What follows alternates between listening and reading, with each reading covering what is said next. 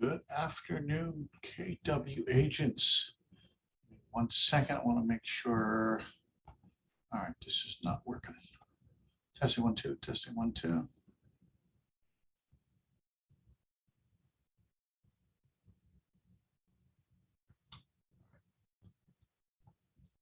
Okay. I hope the day finds everybody well.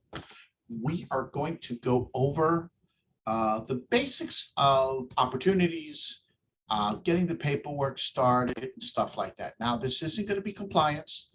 100%. It's going to be really getting yourself started with an opportunity, with getting the paperwork started and stuff like that. We will have a class on which forms, which paperwork to get started, stuff like that. You can continue reviewing this video on Facebook Live, and we're also going to be uploading it to our YouTube channel and our resource website. So this way you'll have access to it as well. Okay, at this point, you guys should be able to see my screen, which is the KW command screen. So you should be able to see that right now. Let me just verify, make sure that we are streaming properly. Yep, we are. Okay. As always, when you're logging into command, you're going to agent.kw.com. That's agent.kw.com. Now, the process we're going to review today might seem like it's a little long. In reality, it isn't, because the transaction, okay, from start to finish starts over a course of days or weeks. You know, one of the reasons why I get a lot of complaints from our agents, oh, it's such a long process to get the paperwork done. No, it really isn't. The thing is, you're not doing it in the same timeline that you should be. So you're doing everything at the last minute, which that means you have to do everything at once. Best analogy I use is you're thinking cooking for Thanksgiving is huge. Well, yes, if you start the food shopping on the same day, you marinate the meat in the same morning, you start all the dishes at the same, yeah, then it seems like it's a long process. But if you go shopping a few days earlier, you prepare some of the stuff earlier, you marinate and stuff the turkey the day or two before, then the whole process isn't that bad because you've done it at a certain time interval. It's the same thing with command and stuff like that.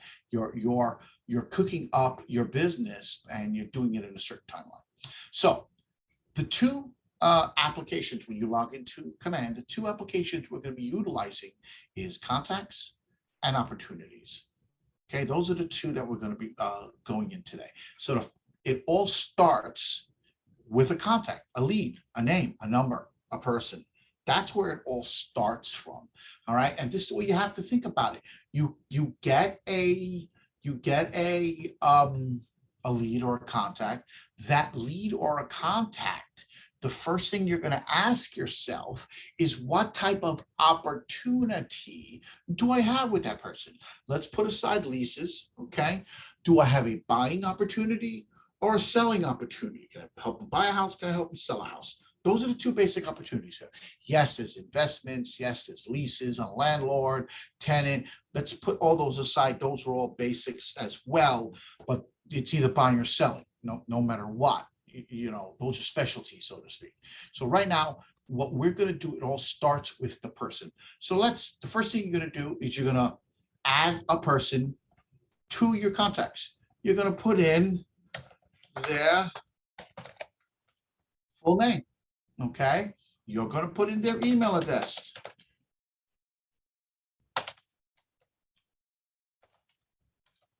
Okay, you're going to add a phone number. I hope that phone is going to work. All right, you're going to add a tag. Okay, a tag is very simple. We're going to get into it at a later class in contacts, but a tag basically is like a filing system of where within your contacts does this particular contact or lead sit. Is it a buyer? Is it a seller? You could get as specific as neighborhoods. This guy, a tag 1 is a buyer. Tag 2 be Great Neck. Tag 3, $1 million to $1.5 million. So 3 tags. That'll tell you that this is a buyer who's looking in Great Neck, who has a budget of $1 million to $1.5 million. Now you get a listing. Now you could open up your listing and say, okay, I need all my buyers in Great Neck that want to buy a house for over $1 million. Oh, here are the 4 or 5 people. Same thing with sellers, same thing with investors, same thing with first-time buyers, whatever. You really want to utilize these particular tags and stuff. Once you've created the contact, you're going to bring them up, him or her. Okay, I think this is the one we just created. Is this the one? No, right there. Testing name. Okay, this is the guy we just created. We're going to plop him up. Okay, please make sure that when we're creating the opportunity, you do have a valid email address. Later on, I'll explain to you why, but when you're creating the room and doing the paperwork, you want to make sure that you have the right email address, because if they're going to be signing everything electronically, you want to make sure that you have that and you have that handy, okay? So we've created the opportunity. I have their information. If I have their address, I'm going to enter that. Also, right now, what I'm going to do is I'm going to tell the system from day one. So you just met this person. You met about a pizzeria, you met about a networking event, it was a referral, it's an old friend of yours. They're telling you that they're considering selling their home. They might not have, don't have any appointments yet, you have nothing, but you know what, they're considering selling their home, okay? So you come to their contact card, you hit the opportunities tab, and you create an opportunity. You must fill out all the items with the asterisk. So in this case, opportunity type, listing, buyer, landlord, tenant. In this case, it's a listing. Owner, that's not the owner of the house, it's the owner of the lead. We have a small team. So in this case, this is saying that I own this lead, okay? This is the client's name, testing name. If there is a Mrs. name, you're gonna add Mrs. name, or if there's a partner in any which way, shape, or form, you're gonna add the partner as well. Now, when it's a listing, I always try to put down the address. Okay, that's what you want to put down, because what this part's going to do, it's going to go to the DocuSign, and it's going to create a room with this address on it. And if you have multiple rooms, or you're doing multiple transactions with this family, you want to distinguish what's a buying, what's a listing, what's a landlord, tenant, et cetera, et cetera. All right, don't worry about custom tags. If you want to add the date, this is optional. I usually do like 6 months in advance. I say, 3 months for the process to go, and 2-3 months for closing. Estimated, if you haven't done the CMA yet, you could leave it. If not, you could put in a guess at what you think the house is worth based on the neighborhood. Commission. Now, for the listing side, you're putting, whenever you're creating an opportunity, the commission is based on which side of the deal you're doing. Let's say you get 6% for your listings, 4% for the listing side, 2% for the buyers. Okay, so in this case, you would put down 4%. If it's 5%, maybe you're doing 3 and 2, you put 3%. This is just the selling listing side. Okay, if you do get the buying side and you get the buying client customer, you will create another opportunity on the buying side, and that's where you'll pick up your additional 2 or 3% to equate to your total of 6% or 5%, whatever the total is. Okay, now when you first meet this person, at this point, you're going to tell it what phase, what part of the timeline of this person is. Am I just cultivating this person? Have I set an appointment? Is it an active listing already? Maybe something I've already signed up and I'm trying to put it in to get paid. You could do that. What I'm trying to get everybody to do is the second you speak to this person, you put them down. You say, okay, I'm cultivating them. I'm learning more about them. It's a really hot lead. I'm hoping to get an appointment soon. You might not have an appointment right now. And you hit create. That's it. That's part one. Okay, now I'm going to explain to you why people think this is a long process, because they start part one to start through part 6 or 7, and it's all in the same day. So they feel, well, it took me an hour to do this. Yeah, it took you an hour because you didn't sit there and break it down into 10 minutes here, 15 minutes there, 30 minutes here. That's the process. So part one, day one is create the contact, create the opportunity. Tell us what type of chance do you have, what type of opportunity you have for the person. Now, you're whining and dining the person, you're talking to them. Life is beautiful. So now you're going to go to the opportunity. This is the transaction. Okay. Now, there's two ways of doing that. You could either go into the contact, opportunity, click this, or, and that'll bring you to the transaction. This is the transaction, detail seller, blah, blah, blah. This is the opportunity timeline. This is the sales pipeline of the opportunity. I add people to my contacts. I have opportunities with them. I put them in the opportunity that I have. So these are what we call the 5 phases of an opportunity. I am cultivating them. I have an appointment with them. I'm actively dealing with them. I'm under contract. I close. No matter what you're doing, listing, buy, or lease, these are the same everywhere you go. Okay, you're either trying to get them, trying to get their information. You're trying to get in front of them to present.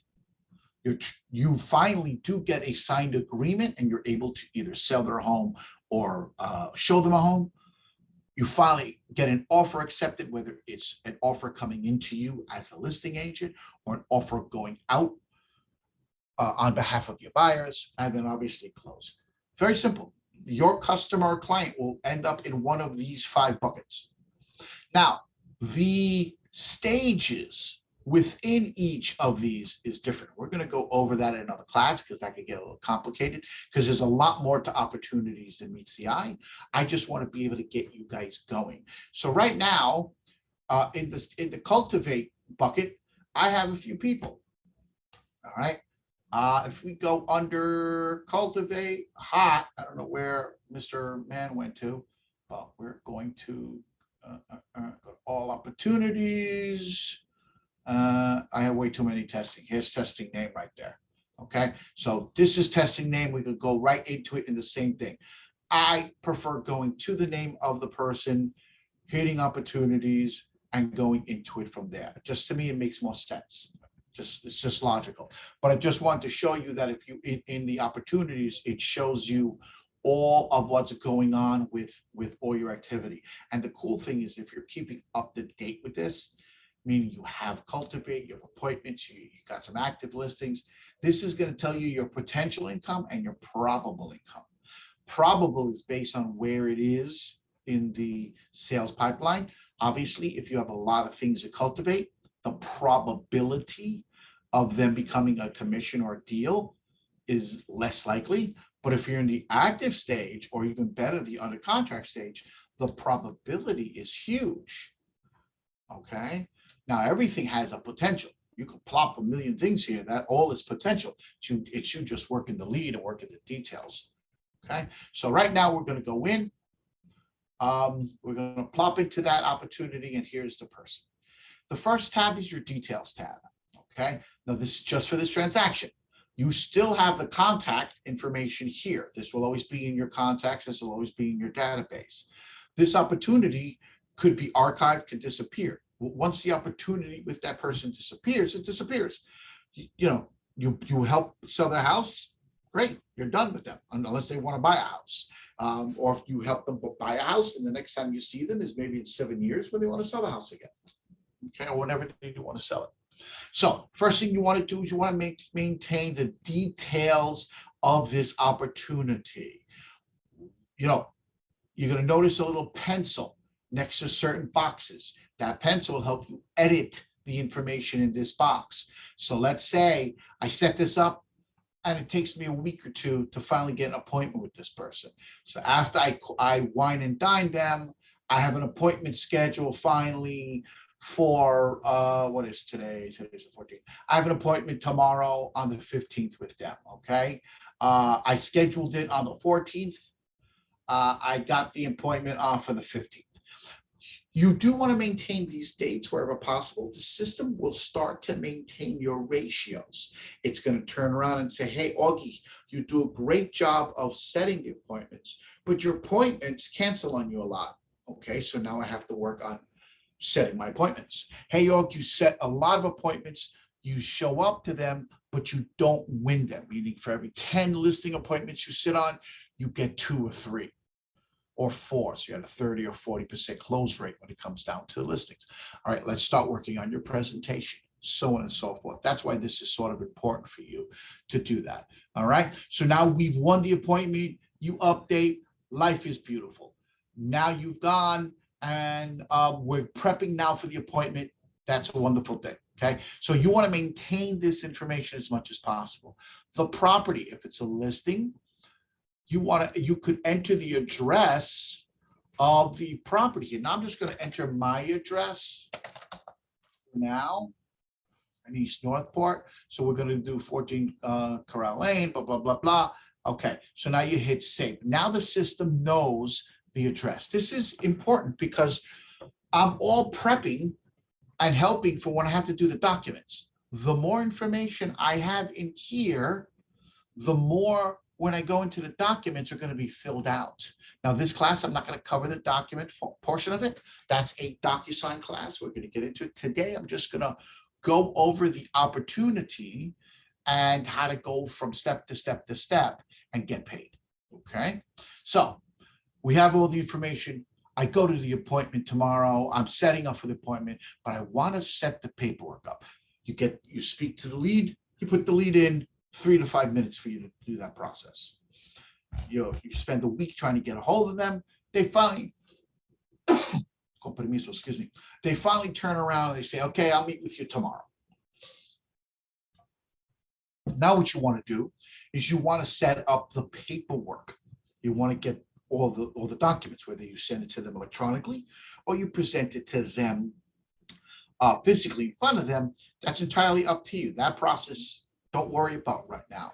Let's just go through the steps of what it gets to get paid and to get a listing going. Okay. And I say listing because a buyer side is less paperwork and a lot easier in the sense of the term of the flow, but it all follows the similar pattern. You're going to meet with you're going to enter their name as a buyer. You're going to meet with them to make sure that they're ready to buy a home. You're going to ask pre-approvals on a scale of 1 to 10. How likely are they to buy a house? What type of house you're looking for? Blah, blah, blah, blah, blah, blah, blah, blah.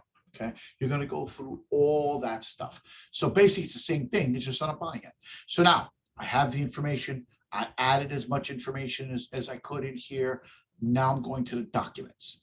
Now in the documents, again, this is holding the whole transaction.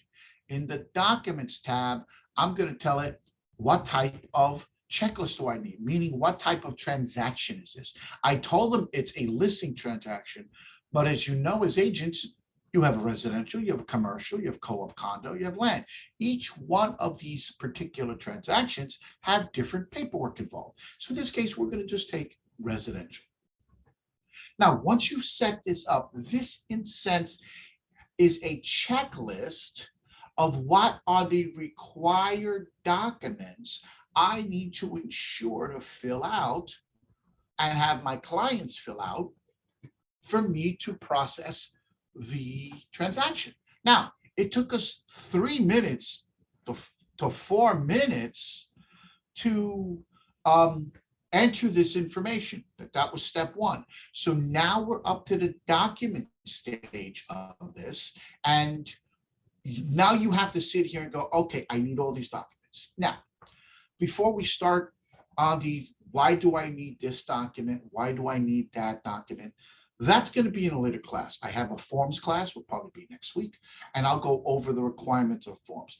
Let's just say this, that Keller Williams, MLS, and Department of State all have required forms. Some of these forms are required by the Department of State, some are required by MLS, some are required by us. We're asking you to fill out these forms, not because we just want to fill up your time. We're doing it really because there are multiple legal reasons for us to protect our assets and protect your license. So that's why we do it. If it is required by Department of State or MLS, it's required by Department of State. If we're requiring, it's for our own reasons, okay? I'm not going to go through each form today. Like I said, that's a later class. Today's class is really, I want to show you guys how to start the process of building an opportunity from start to finish, okay? Now we have the checklist. Remember, in the document section within Command, it's like a filing system. It's actually what we call the Keller Cloud. These are files. There are no documents right now in here. I will tell you this, the system has already, when you hit this start a transaction button, is already starting to populate the DocuSign room for you with all the documents you're going to need. When you see conditionally required, that means if the conditions fit, I need to fill out these forms. Example, lead paint. As we know as agents, you need to have the lead paint form if the house is older or the co-op or condo is older than 1978. The lead paint brochure, once the disclosure, the brochure has to be given out to all of your clients. Period, the end, because there's information in there. Now, there's nothing to sign with the brochure. We just tell you have to hand it out to them. So we're giving you the brochure in the room, in the DocuSign room that I'll show you shortly. Optional is something that you should use, but it's up to you to use it. An example here is the residential property data form.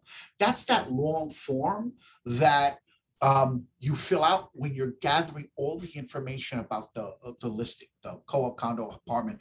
That's telling you, is it granite counters, what type of walls, what type of ceilings, what type of doors. You're going to need that. So what I normally do here is I print this out, I take it to the listing with me, and I fill it out manually. Now, we're telling you it's optional for you to use it. We're telling you you don't need to get it signed. I'm telling you it is a best practice to fill this out in front of your customer client, have them sign it on the bottom. We live in a very litigious society, and people have a tendency to want to sue us for absolutely no reason. And I had a client that said the reason why her house and listing wasn't selling was because I didn't call one of her bedrooms I forgot even the term she wanted. She wanted a certain term used, and I didn't describe it that way. And that's why the house wasn't selling. So people are people. Okay. Now in this section, you could create custom folders. So if you have additional paperwork that you send out, you could create additional folders that you could upload. Okay. So in this case, what we're going to do quickly is you're going to start the transaction. I'm not going to get too involved in this because this is an actual DocuSign class later on, but you're going to start the transaction. What this is going to do, this is now taking you out of Command. This is Command, is where we were, and it's creating the room inside DocuSign. So you're going to sign into your DocuSign account. Once you're in DocuSign, hold on a second, it's creating the room. It's taking the name and information from here. Notice before I didn't say synced, now it's saying synced, meaning it has synced all the information it needs into this room. And the more information I feed it, the more these documents are filled out. All right. Now, we're not going to get too involved with these documents. Like I said earlier, I want to make sure that that you understand the premise and the basics. We're not going to go into it. Con permiso. What you're going to make sure you do here is go into the details tab first. Once you're in the detail tab, notice the address was pulled over. Notice the person's seller name was pulled over. You're going to make sure all this information is accurate. The more information you have in the details tab, the less you're going to have to fill out here in the documents. Okay. Now, these are the required documents. These documents are here for a reason. Okay. You need to make sure that you fill them all out. What documents do I need? Right here. Tells you right here in the documents. Required, exclusive right to sell. That's the contract or the agreement that tells people that I'm able to sell their home.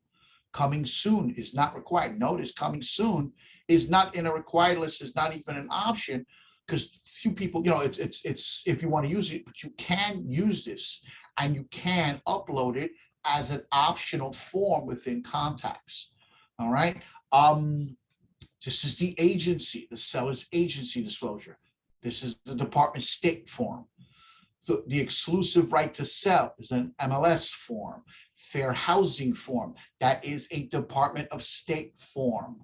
Disclosure to the seller, this is that $500 thing that the lawyer explains to them. This is I want to say this is this is an ASAR, so this is an MLS form. This is a which one is this one? Disclosure of information. This might be the wire fraud. Let's see what this is. No, this is the lead paint form. This is very important. This lead paint form is extremely important. All the areas need to be filled out. Again, we'll explain that in another class. Seller's authorization. This is a Keller Williams Gold Coast form. There are important things you need here to have signed or initialed to keep you in compliance and to cover your butt, really, in a legal stance. This is the wire fraud. This is important. Okay, this is the affiliate service form. All the forms I'm telling you right now are required. And that's it for now. And the waiver policy, if they decide that they do not want the home warranty.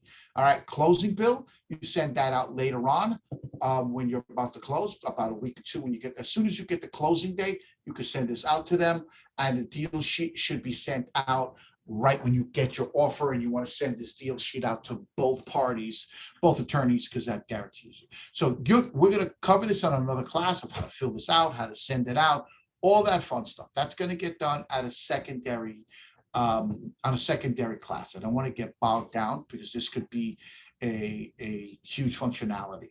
Okay, so part one again, adding the contact and creating the opportunity. That took 3 to 5 minutes if it took that long. Making sure the details are accurate, a minute or two as you maintain it. Jumping into creating the room and the document. Creating this room took you all of 30 seconds. You actually hit the button that says start transaction. Notice now it says go to transaction because it knows you've created the room. Now, depending on how quick you type and how quick the clients fill it out, this portion, filling out these forms, will probably take you 10 minutes. Why? Because a good chunk of the information was already added. When you added the details to these forms, okay, it added it. Here's the customer's name. Here's their address. Who's it from? Now you just got to fill in the few blanks, the length of the contract, how much you're making, percent-wise, so on and so forth. And this is the funny part. As you fill out one form and enter one form, all the other forms here that you haven't filled out get updated at the same time. So this portion will take you all of 10 minutes, if 15 if you're really slow the first few times. Okay. Okay, so now you have the paperwork with you. It's the day of your presentation. You show up, you do your presentation. Life is beautiful. They signed the documents, whether they signed them in person because you downloaded them, printed it out, and you've taken it with you, or you sent them electronically and they've signed it, which a great chunk of the people do. Now you have all these documents sent, signed, and sealed and delivered. Again, that's going to be in a DocuSign class, which is coming up. Now that took you what? That's another hour, and that's counting the presentation. Hour and a half, depending on how long your presentation's gone. Don't forget, you're doing these at different intervals. Okay. Notice it populated the listing, the address up here because it got it again from the details tab. Okay. So now what you need to do is you've gone to the appointment, you filled out the paperwork. You went to the appointment, they signed the paperwork, whether they signed electronically or in person. Once you have that paperwork, for compliance reasons. This is how it goes. You have up to midnight the following day of the exclusive contract, the date on the contract. So whatever date is in this exclusive contract, so let's say I took it today and they signed it and I said, today's the date and it's 6 months from now, that's my contract. That means I have till tomorrow midnight to enter this into MLS Stratus. That's another class. So you have to make sure that when you enter this into MLS, at minimum, you have the picture of the front door or the front of the building or the front of the house. You really don't need the door, the front of the house or the building. And you need to upload that picture to your listings. Do yourself a favor. This is optional. It takes money to earn money. There are various ways you could get people to take professional photographs. We have people available within our office that do this. So what you want to do is contact the front desk, speak to Angus, speak to myself. We could refer people that do this. Okay, it comes down to, if you take a picture with your cell phone, think of how that looks as opposed to a professional photographer with a real digital camera. Okay, you need to make sure that within one day the listing is up on MLS and the front of the building or door is taken. Then you could take, a week or so, whatever you need to get the other pictures done. So now you've filled out the paperwork, you've entered it into MLS. Everything is beautiful now. Okay. What you're going to do is, and I'm going to show you this on the DocuSign day, you're basically going to upload all the documents into DocuSign, from DocuSign up here. Okay. The reason why there are no documents right here, it's because none of them in here signed. The system knows to look for documents that are signed. Once it's connected and the documents are electronically signed, you're going to upload them here. If you had them sign it manually, you're going to go, I have them on my computer, and you're literally going to drag and drop. Drag and drop. You're just going to upload all the documents to this. Okay. And then within the same 24 hours you have until midnight the day before. We're asking you within 1 day of you posting the listing on Stratus. So you get the listing today, tomorrow by midnight, you get it in Stratus. By Thursday, all the documents should be uploaded here, and you're going to hit submit to Market Center, submit to MC. Why are you submitting to MC? Because we need to have the signed copies of every document loaded into Command. Then one of the Market Center leadership is going to review it and make sure all your I's are dotted, all your T's are crossed, all the boxes are checked. We do this because if you get audited by the Department of State or MLS and there is a document missing or a document that is not filled out properly, you will get a fine, and so can the office. You don't want to wait until you're audited to see that you did a mistake. You don't want to wait till closing to find out you're missing a document. One of the biggest frustrations that an agent has in their life is they show up with a closing check. They have not created the client contact. They haven't created the opportunity. Their paperwork is in their computer or in their glove compartment of their car or in their home or wherever. It's not up here. If you do this by the proper steps and the proper timeline, then guess what? You're going to have no issues at all with processing your commission, because this is all done in a timeline. Notice the check mark here. This is when you first get the listing. These are all the documents you get with the listing. So now I've submitted this. All your documents are perfect because you followed all these classes and everything is peaches and cream. If not, Malanka or myself or Angus will probably be the ones to get a hold of you and say, hey, you missed a box in your lead paint. You didn't get, you forgot the home warranty waiver, and you're going to quickly get that even before you commission. Don't forget, if you're remembering the timeline, This is your listing just got approved. You just got permission to do whatever you're doing with this person. So you're not even in the closing stage yet. Okay. So now you have permission to sell. You're going to go back into the details real quick, and you're going to turn around and you're going to say, remember, we went from cultivate, we had our appointment, okay? Now we are active and we are showing. We're actively showing this house. Save it. This is very important. You need to tell us that you are actively showing this house. If this is not in the right stage here, meaning if an opportunity is in the cultivate or the appointment stage, we can't see it.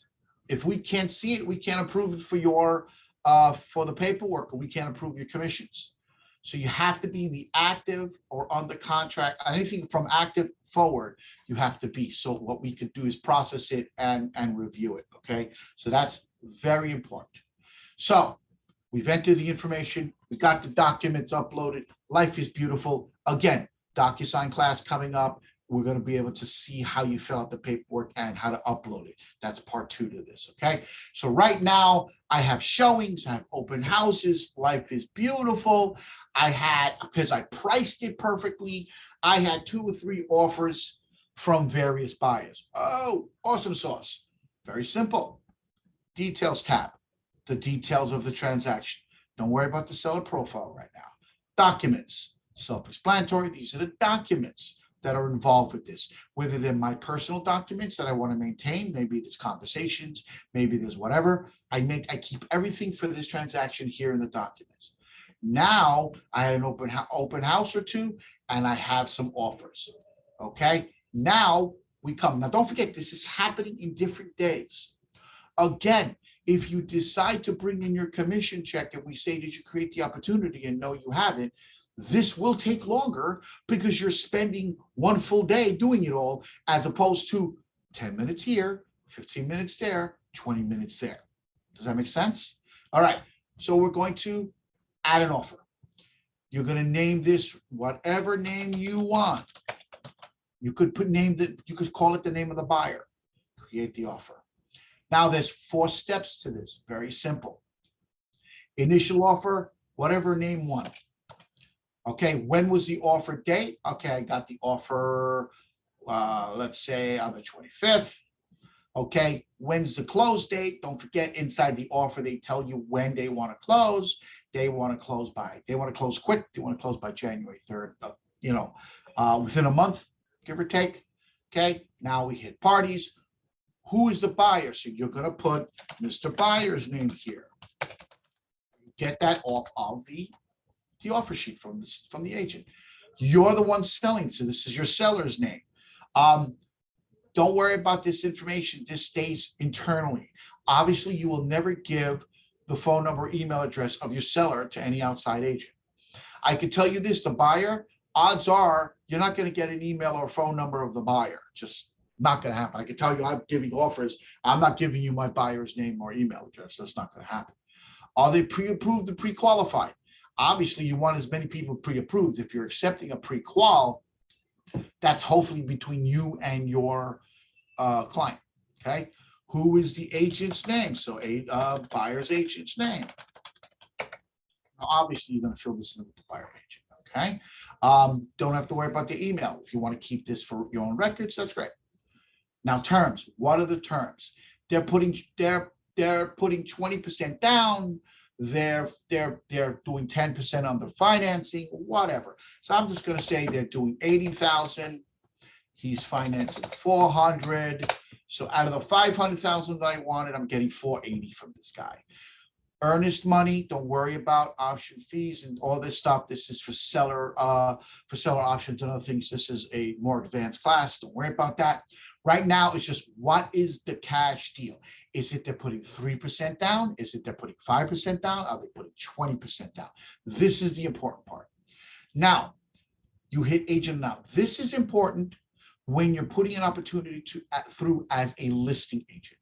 What you're going to do here is you're going to explain to your client What are the pros of this deal, of this offer?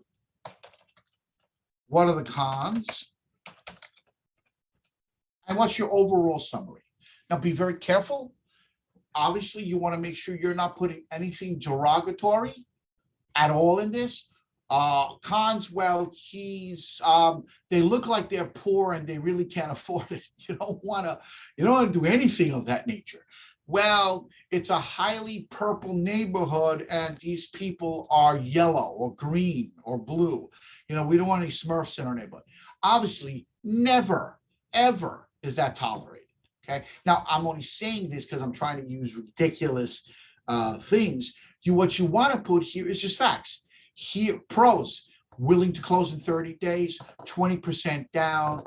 Okay. Con, $20,000 less than asking. Okay.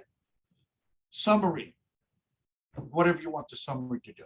And you hit save. Now you have an offer. You have another offer came in on the same open house. This is offer 2. The offer date was again on the same open house. Like, you're doing wonderful. These people want to take 2 months because they have to sell their house. They got to do all the stuff. So they're not closing until February. Okay. Now, again, you're going to put the buyer's name. Again, this guy's pre-approved. You're going to put the agent's name. Now here, okay, they're putting down maybe $10,000. So they're not putting much down. They're offering you $490. So they're offering you full asking.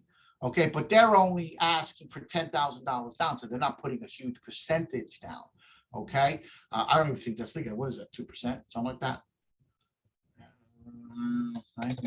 Hold on one second. I'm doing math. Anybody that knows me knows I can't count. Okay, 5% is 25. So that'd be, that's barely 2.5%. So let's say this was let's make it that this is a Fed loan. So times where's times? Times 3% equals 15,000. So they're adding, it's 15,000. All right, so this is 485. So they're giving you full, but it's an FHA loan. Okay, so now you're going to go to agent analysis. Pros, full offer. Con is you can't say it's an FHA. The only reason why I say FHA, because we know they're not putting a lot of money down. So they don't have any skin in the game. Remember, when you're accepting an offer, you want to know what's going on. So now here, and FHA might take a little longer. Their inspection process when they're evaluating the house is a lot tougher. You know what I mean? So there's certain things that a bank or regular bank or commercial loan will accept, and there's certain things that a FHA loan won't accept at all. So you got to that's just part of the game of knowing it. It's not a bad loan. I've accepted FHA loans. I've represented buyers with FHA loans. I could tell you though, when you're only giving 3 or 5% down, it's a little harder. I could tell you, I recently bought my home. I only put 5% down at contract. I put 20% down total, but at contract, I only put 5% down and my offer was accepted. So not a problem. Now you hit save. Now you have multiple offers here. You could add 2, 3, 4, whatever you want. Now here's the fun part. You want to show this to your client. You hit select all. You hit compare offer. Now check this out. Con permiso, excuse me. Here is offer 1, offer 2. You could print this out. You could download and print it and show it to them in person. You could email it to the clients, and you could review it on the phone, whichever way you decide to work with your clients. Now, the cool thing about this is I'm going to show you something else real quick, a fun little trick. You have this. Let's say your particular client turns around and goes, oh, they didn't give seller's worksheet. They want to know the profit. So maybe you come to this portion, go to details. This is an option, seller's worksheet. You come in here, You could put down 2% to the buyer's agent, 3% to the sellers. They have a $100,000 mortgage left on the house. They don't owe any over things. Show net offer comparisons. You check this. What this is going to do now is show you something cool that you could use with your clients. Now you've entered this information. You go back to your offers. You hit both offers. You hit compare. Now check this out. When you print this, it's giving a net to your client. Now, very, very, very, did I have to mention the word very important? You need to ensure you tell them this is an approximate amount. You need to see your lawyer for closing details on what you're going to pay. You might have back taxes you got to pay. You might have to pay the water. You might have to do this. You might have to do that. You might have to do the thousand. I got to tell you, I paid a pretty penny for my closing at my house. All right. So be very cautious when you want to say net, because this net might be a million other things out of it. So you want to be careful, but this should give them on all attention, minusing what you owe on the house, any taxes. This is what. So now this tells you what the net is. So these people are 480 and you're getting 356, you're getting close to 360,000. This is giving you about 20,000 more, give or take. But this is taking a month or two longer and they don't have much skin in the game. I need to get out quick. So I'm okay with getting 350. You need to have that conversation with your client. It's not always the one that's good. So again, it's a really cool thing that they do. So now your client tells you, no, I have to be down by February, the latest, January, by the latest. I want to be down there before summer starts. I'm moving to Miami, yada, yada, yada. Okay. Now, okay, you got the details. We've entered all the information. You filled out your paperwork. You had your open house. These are all happening on different days, different weeks, different months. Now I've had my open house. I've gotten 2 offers. I spoke to my seller. My seller is accepting the 480. Beautiful. It now changed. Everything is great.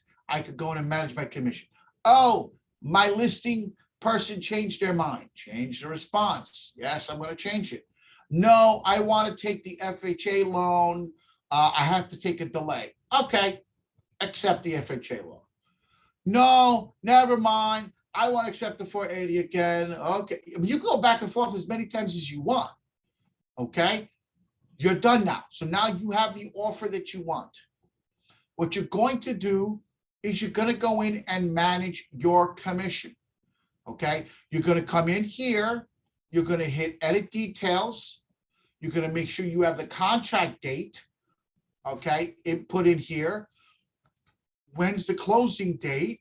You're going to hit save. You're going to review your commission, what your company commissions are, all that other stuff. You're going to come down here and you're going to hit submit. Once you know when the contract date is, the closing date and all that stuff, you can submit to the market center before the closing date. Okay. When you scroll down here, you could edit payment information here.